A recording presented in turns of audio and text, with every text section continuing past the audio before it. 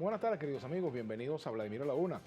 Hoy vamos a conversar en la primera parte del programa con Ismael Pérez Vigil, quien es el presidente ejecutivo de Conindustria. Y en la segunda parte estaremos conversando con el diputado del Partido Socialista Unido de Venezuela, Robert Serra. Le damos la bienvenida entonces a Ismael Pérez Vigil. Muy buenas tardes. Buenas tardes, Vladimir. ¿Cómo le va? Gracias por aceptar la invitación. Gracias. La situación económica del país en este momento, hay expectativas, hoy se anuncian posibles cambios, no solamente en el gabinete del presidente Nicolás Maduro, sino quizás también en algunas orientaciones de política en el ámbito económico. Pero bueno, en estos días ha estado muy en el tapete el debate en torno a la conveniencia o no, a la efectividad o no, de la colocación de estos llamados sistemas biométricos, otros lo llaman captahuellas, ¿no? Me gustaría una primera opinión suya sobre estos temas, ¿no?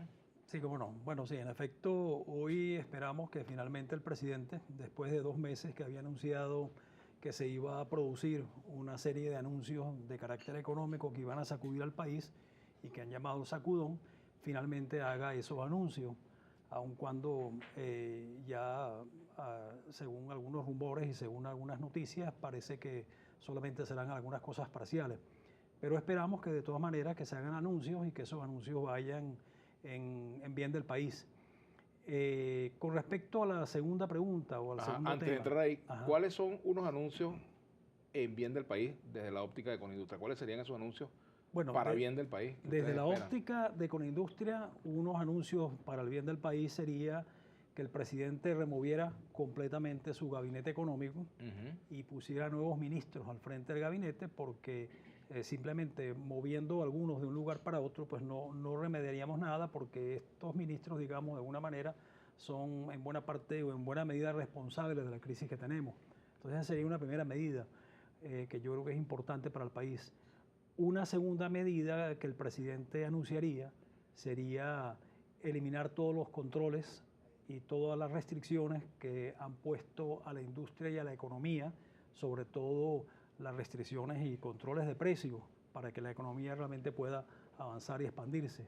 Yo creo que un tercer anuncio importante del presidente de la República es el reconocimiento de la deuda que actualmente hay con las empresas privadas por parte de Cadivi, que asciende a una cifra entre 7 y 9 mil millones de dólares. Un cuarto anuncio importante para el país desde la óptica de Conindustria sería que el presidente anunciara una unificación cambiaria y la desaparición del control de cambios, o por lo menos un esquema para disolver, para terminar. Pues, ¿ustedes han sacado la cuenta de los impactos económicos que tendrían algunas de estas medidas? Claro, obviamente esas medidas no tienen que tomarse con un plan y tiene que haber un conjunto de medidas de ajuste económico que permita que eso pueda tomarse. Por ejemplo, eliminación de subsidios a otros países con el petróleo, que eso haría pues que evidentemente hubiera una cantidad de recursos ahí importantes que inyectar a la economía venezolana. Otra cosa sería, por ejemplo, eliminación de subsidios a la energía, tanto el gas, el fuel oil, la gasolina, etcétera, y la electricidad también.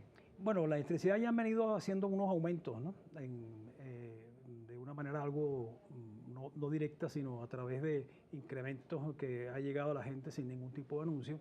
Pero digamos, el aumento de la gasolina y el fuel oil y algunos combustibles sería importante, y utilizar parte de esos recursos para subsidiar a la población que más se ve afectada, sobre todo en transporte público y algo de transporte de alimentos, y otra parte para mejorar la infraestructura del país.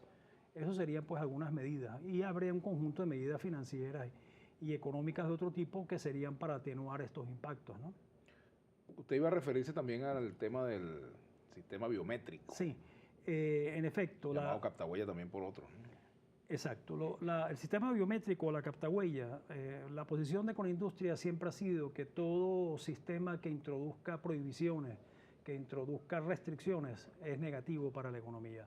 Sobre todo cuando estos sistemas no van a la raíz del problema, sino que van de alguna manera a las manifestaciones de alguna de sus causas. Es decir, no podemos entender cómo el saber mediante una huella digital quién compró o no compró puede ser diferente a saberlo mediante el número de cédula o mediante otro tipo de medidas. Son un tipo de medidas que directamente no afectan al sector industrial, pues nosotros no vendemos al de tal, pero que afectan a la población venezolana y que yo creo que atacan lo que es una manifestación del problema, pero que no tocan la causa real. Nosotros hubiéramos preferido que el presidente continuara con la ruta que había iniciado, de que la solución al problema del desabastecimiento y a estos problemas es producción, producción y más producción. No sabemos por qué abandonó esa visión que era mucho más productiva, mucho más importante, más interesante para el país, y optó por una medida que en definitiva no va a corregir el problema de fondo del desabastecimiento. Ahora, en estos casos, por supuesto, hay muchas opiniones, pero detrás de todas estas medidas o detrás de la evaluación de las medidas que deben tomarse o las que no deben tomarse, está el tema del costo político. Pregunto, ¿el sector empresarial venezolano estaría dispuesto a acompañar al gobierno en la toma de estas decisiones? Bueno, dependiendo de cuáles sean las decisiones que se tomen. Si las decisiones que Pero se ¿y se tomen, parecen a las que ustedes recomiendan, por ejemplo? Sin duda alguna. ¿Le darían respaldo político a esas decisiones? Sin duda alguna. Si son las decisiones que yo enumeré al principio, sin duda alguna estaremos frente a un cambio completo de esquema de desarrollo y esquema económico del país, que sin duda alguna el sector privado lo acompañaría. Ahora, ¿ustedes entienden que tomar unas medidas tal y como ustedes sugieren puede repercutir, por ejemplo, en la base social que ha sido tradicionalmente base electoral del chavismo? Bueno, ¿Entienden eso, no? Por supuesto. Digamos, las dificultades que implica un tema como este, ¿no? Por supuesto. Porque, por ejemplo, si se liberan los precios, si se libera el control de cambio, pues quienes más van a sufrir por una medida de esta naturaleza quizás sean los sectores populares, ¿no? Bueno, todas las medidas de este tipo de política económica tienen un precio en lo político, eso sin duda alguna. Y ese hay que buscar atenuarlo desde el punto de vista político y desde el punto de vista con un conjunto de medidas complementarias y de subsidios dirigidos hacia los sectores más necesitados que atenúen esas medidas que tengan que tomarse.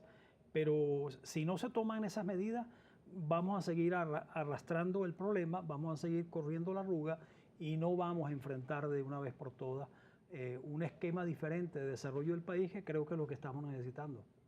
¿Cuál es el diagnóstico que usted pudiera hacer en este momento sobre el sector industrial, sobre la industria venezolana?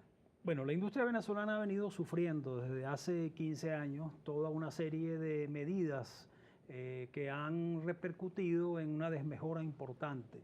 Si nosotros teníamos en el año 1997, 1998, un promedio, unas 11, 12 mil industrias, hoy nos quedan unas 6.000 y tantas. O sea, hemos venido perdiendo capacidad industrial, hemos venido perdiendo empleos directos industriales, que son los mejor remunerados que tiene una economía. Hemos ido perdiendo capacidad de abastecer el mercado. O sea, mientras ha subido la demanda producto de precios del petróleo y más recursos en manos de la población, la capacidad industrial del país se ha visto desmejorada. Y eso se ha venido cubriendo en años anteriores con importaciones, que al haber una crisis en materia de importaciones, al haber una crisis por falta de divisas, pues obviamente repercute. Y eso es lo que estamos viendo en la economía, un proceso de desabastecimiento, un proceso de pérdida real de capacidad de la industria para suplir al mercado, producto de esas políticas de controles y de restricciones por políticas de expropiaciones que han estimulado la desinversión, el que los capitales se vayan, que no tengamos inversiones importantes en producir más en el país, sino que la inversión que se está haciendo es una inversión básicamente para mantener la capacidad instalada que se tiene, pero no para ampliarla, para mejorarla, para generar más empleo, para generar más riqueza en el país. Yo no sé si ustedes han sacado esa cuenta, pero le preguntaría, en materia de divisas, ¿cuánto dinero requeriría el sector industrial para poder reactivar esas empresas que han sido desmanteladas o que están inmovilizadas o que se encuentran en una situación de dificultad económica, para incursionar en otras áreas, para impulsar, por ejemplo, eso que llaman la industria aguas abajo, en el caso del aluminio y de otras áreas importantes? Bueno, para reactivar esa actividad económica no se requiere de divisa. La divisa la requerimos para importar insumos que no se están produciendo en el país. Digamos que si el gobierno hiciera honor a la deuda que tiene con el sector privado, sería más que suficiente, sería una plataforma suficiente como para que la industria comenzara a reactivarse Lo que se requiere... Hablamos de la deuda de Cadivi. La deuda Cadivi. Bueno, entonces es dinero. Estamos hablando de 7, 9 mil millones de dólares, que supuestamente el gobierno ha dicho en repetidas ocasiones que los recursos existen. Lo que no sabemos es por qué, si existen, pues no termina de resolverse este tema que permitiría que buena parte de la industria nacional se reactivara. Y después lo que se requiere es capital nacional para reactivar la industria y eventualmente capital extranjero. Pero para reactivar la industria no se requieren de grandes inversiones de dólares. El capital nacional que está en el extranjero regresaría con algunas políticas porque se fue pero no ha regresado. No hay cifras, yo no sé si en los últimos 15, 20 años o más, de retorno de capital que esté en el exterior.